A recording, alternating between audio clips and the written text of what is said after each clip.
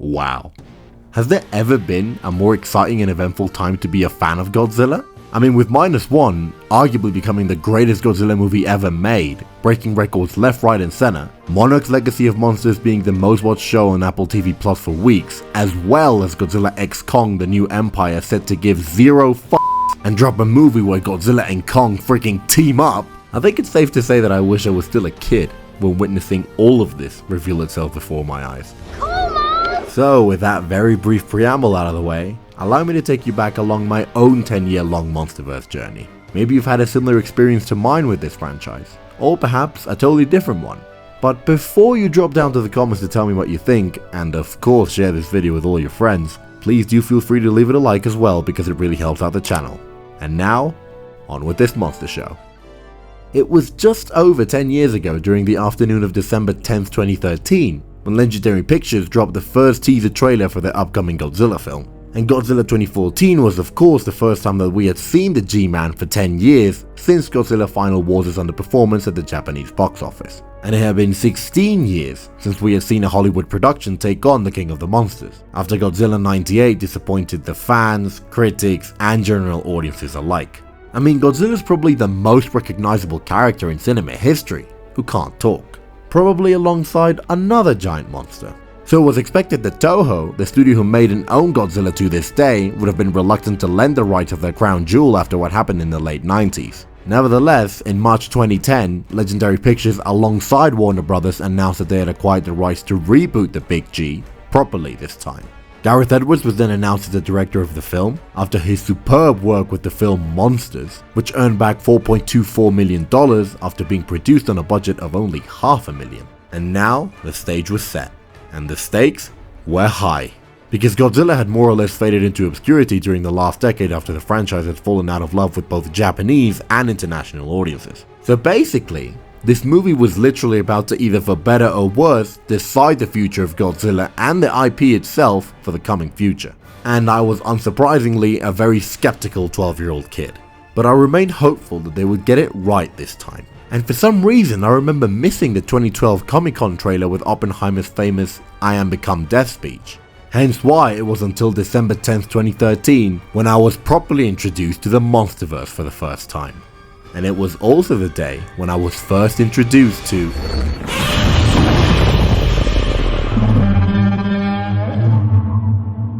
I shit my pants.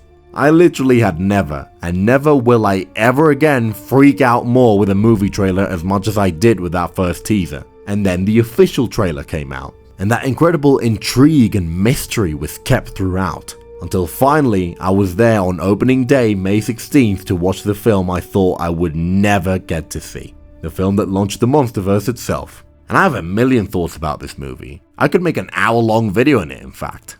But I'm not gonna do that. Instead, let's just say that after almost a decade, I've come to the conclusion that Godzilla 2014's unbelievable trailers were advertising a very different movie to the one we got. Those trailers teased the unshakable fear and hopelessness that people should actually feel on a Godzilla reboot. You could almost feel that sense of dread and powerlessness upon facing such an unbeatable and unknown threat. The marketing campaign hinted towards a movie that was dark in tone, focused on good character drama, with powerful shots of the destruction and aftermath left in the wake of a creature of biblical proportion. Those trailers were unsurprisingly leveraging two things: the return of Godzilla, giving us only glimpses of him showcasing his enormous size and scale, and a certain Bryan Cranston leading the movie, who was off the back of the performance of a lifetime after the conclusion to one of the best shows to ever grace TV. Too bad the damn script can catch up with the film's marketing campaign though, because after 6 Emmy Awards, 2 Golden Globes on top of 4 nominations, and 3 Screen Actors Guild Awards on top of a legendary final season and season finale, Bryan Cranston was without a doubt one of the most in-demand actors in the world. And to this day, after 10 years, 4 movies with a 5th one on the way, as well as 1 TV show, Joe Brody arguably remains the only good character in this whole franchise. Now, I know that writing good characters on a Godzilla film for some reason is almost impossible, because after almost 40 movies I would gladly dare any Godzilla fan out there to name me 10 characters that they know off the top of their head. But if Godzilla -1 is anything to go by, it can be done. And Godzilla 2014, believe it or not, had character potential. His name was Joe Brody, and they f***ing kill him 40 minutes in! And we all know that Ford Brody wasn't an interesting protagonist, and that wasn't Aaron Taylor-Johnson's fault. His character shouldn't even have been the lead in the first place. The other major complaint was of course Godzilla himself, or lack of I should say. Yeah, I remember the Borzilla comments flooding the internet, but you want to know how to make this movie perfect? It's quite simple really. Just imagine a world where this movie's story went like this. After the male Muto escapes, the famous, we call him Gojira scene takes place with both Ford and Joe Brody paying attention to Serizawa, who asks Bryan Cranston to stay and help predict the monster's next move. So, Joe is unofficially recruited by Monarch, but given that this was his life's purpose for the last 15 years, he cautiously accepts to help. But Ford still needs to get to his family, so instead of just him leading the movie, around half of his screen time would be replaced with scenes of Joe and Dr. Serizawa and Dr. Hawkins figuring things out and bonding in the process. I mean, this movie had some world-class actors at its disposal and didn't give him much to do. Imagine Joe and Serizawa discussing their totally different relationship with the monsters. On the one hand, you would have Serizawa loving Godzilla and perhaps giving us a little backstory as to why he loves Godzilla so much, and why he feels his personal connection to him, whilst Joe understandably at first hates the monsters given that the one that he predicted the existence of killed his wife. And I think that the ending would have been a lot more satisfying if Joe Brody ended the film desperate to find Ford and reunite with the family that he had neglected for so many years. That way, that final embrace would actually be impactful. So, the movie would close with Joe Brody's character arc ending with him discovering a new purpose by joining Monarch and finally closing this chapter of 15 years of grief, as Godzilla gives him a new view of the world and the monsters after he successfully takes down the ones responsible for his torment and saves the planet. And of course, he would vow to continue his life's work alongside Monarch in honor of his wife. You do that instead and not cut away from the Honolulu fight between Godzilla and the male Muto, and I'm sure that this movie could have gotten around an extra $50 to $100 million at the box office easy.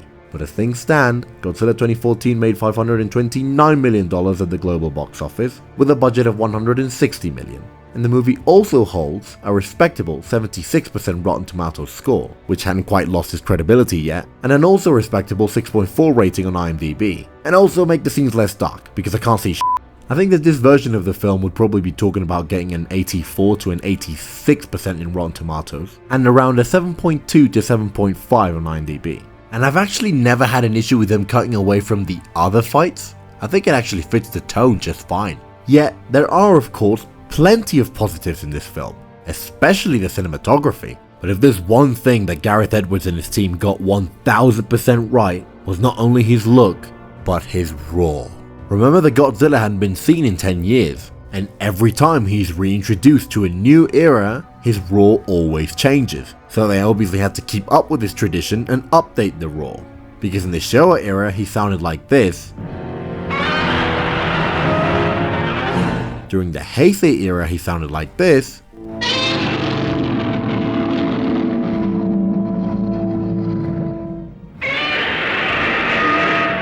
And during the Millennium era, he sounded like this. And if there's one thing that the 98 version got right, was updating their version of the roar. So let's say that this movie had some pretty big shoes to fill, and they got this absolutely perfect. Because when I heard that for the first time, I lost it. Because this is probably the best Godzilla roar yet. Japanese productions in recent years have opted for reusing and mixing the roars that they have already made since 2016, depending on the version and the context, and they perfected that with -1.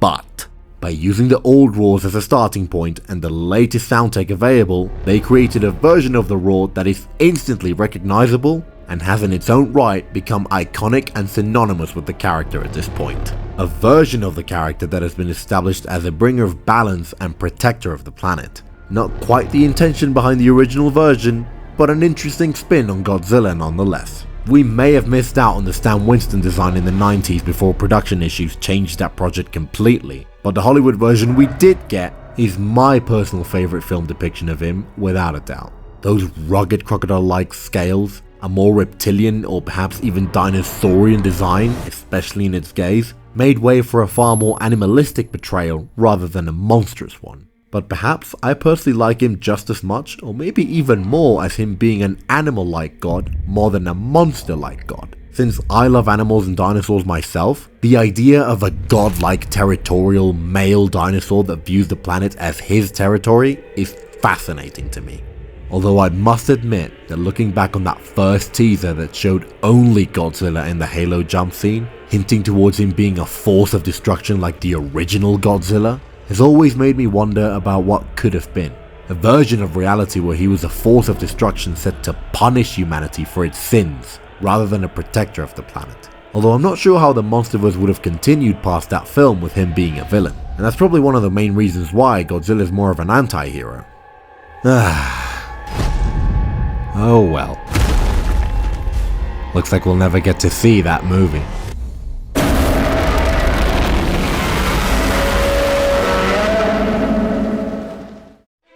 Now remember when I said that Godzilla was arguably the most famous character in movie history who can't talk? Well, I say arguably because the other most famous character who can't talk is King Kong. And after having acquired the rights to Godzilla, Legendary's then CEO Thomas Tull negotiated very complicated rights to King Kong, who also hadn't been seen on the big screen for a decade now as well, as now Warner Bros. And Legendary Pictures fully announced the inception of the Monsterverse in October of 2015. Although I personally didn't really keep up with the news anywhere near as much as I did with Godzilla 2014, because at the time, I personally wasn't really a fan of the idea of accepting Kong as part of the Godzilla universe. And don't get me wrong, I love Kong, but all the other classic monsters had giant claws, or gaping mouths, or were giant robots, but Kong was just a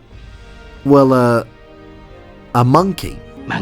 However, I do admit that after seeing this version of Kong, I absolutely love him and welcome him with open arms not only to the Monsterverse, but to the Godzilla universe in general as well. But you won't be surprised to learn that my favorite scene in this movie is of course the post-credits one, and that I'm not as passionate about Kong Skull Island as I am of the other Monsterverse films. Now the King Kong character rights are a freaking mess. I mean, you're free to Google if you want, but trust me when I tell you that this character's rights are literally scattered across different studios, which probably explains why they are unable to call him by his full name, that is King Kong, like in the Peter Jackson's 2005 version produced by Universal, and refer to him as just Kong instead. So why is this important? Well, because my biggest problem with this movie is how it fits in the Monsterverse itself, and because I've always had such a big issue with Kong's size. He's 104 feet tall in this film. Yet we knew from the very beginning that he was around 50 years away from fighting a 354 foot tall, radioactive, atomic ray breathing dinosaur. In fact, Godzilla ended up being 393 feet tall when they fought.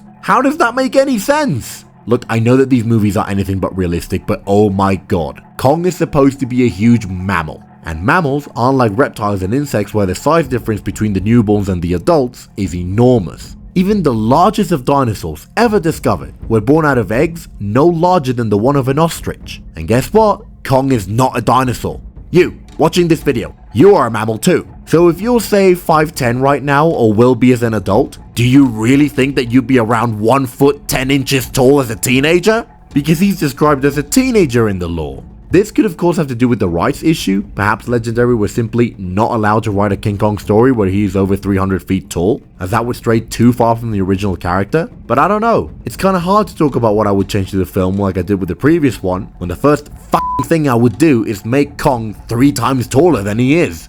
And once again, this movie had some world-class talent at his disposal. Too much of it in fact. I mean, you got Randa, Tom Hiddleston, the soldier, the lost soldier, the soldier that doesn't speak, everyone's favorite actress, Brooks, this chick, Samuel L. Jackson. I mean, do you really need so many characters on a movie that people buy tickets for just to watch CGI monsters fight? Now, the action scenes and Kong scenes in general range from immensely entertaining to effective for me. But Hank Marlowe, the lost pilot from World War II, was honestly the only one that gets an arc. A semi-satisfying one, I might add, with him returning to his wife and son 25 years later. But it came across as totally underdeveloped because we were too busy spending time with pointless characters who just die for no goddamn reason. So if it was up to me, I'd have Tom Hiddleston as our main protagonist, after all his comrades are killed in Vietnam or something. because in the movie he comes across as just a regular tracker, not a military one, even though he was supposed to be in the military, giving him an established relationship with Samuel L. Jackson,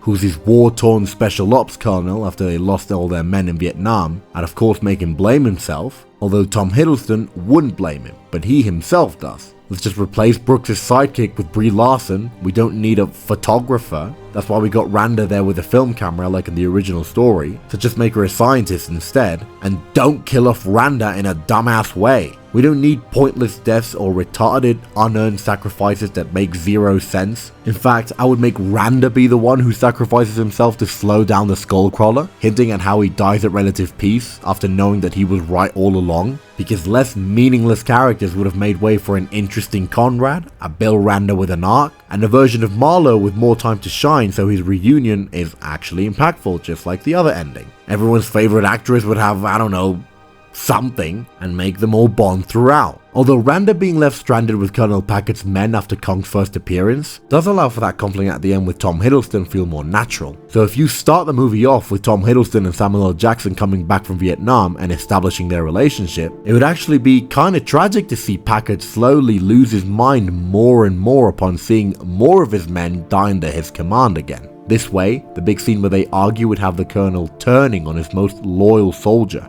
and the last member of his Vietnam platoon who must unfortunately come to the realization that his poor colonel is beyond saving. Now that would make for a more interesting story. But of course, if it were up to me, I would make Kong an over 300-foot tall young adult without his beard, and that would inevitably have to totally change the dynamic of the story. Hell, you would have to come up with an entirely new script for that.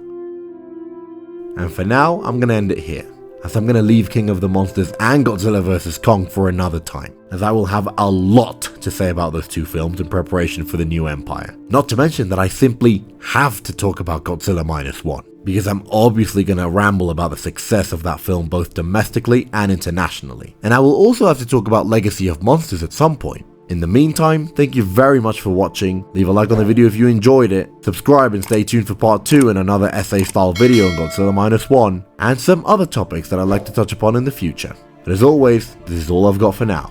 I hope to see you all around here very often, but this is me, signing off.